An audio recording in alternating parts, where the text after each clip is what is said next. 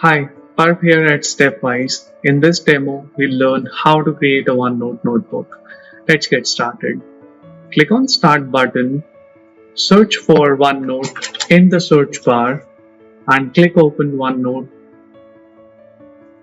You can also open OneNote by clicking on the Start button.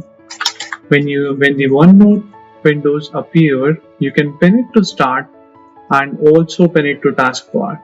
So you can see on the taskbar we have the OneNote icon.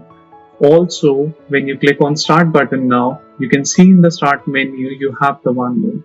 So next time you come in, you can click on the OneNote from taskbar and it shows up.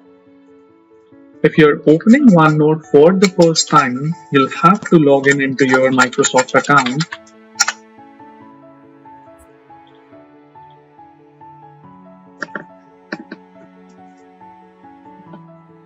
Once you open your OneNote, this is how your screen will look like. So to create a OneNote, click on the Show Navigation button, followed by the Open Notebook, and then click on Add Notebook. It prompts you to enter the new notebook name. For this demo, I'll name it as Demo 1.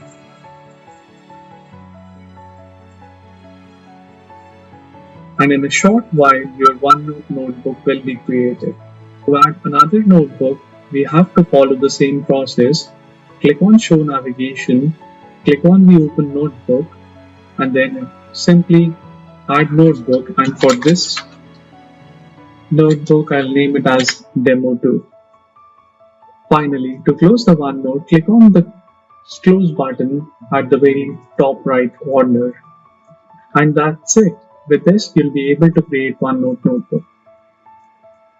Thanks for watching.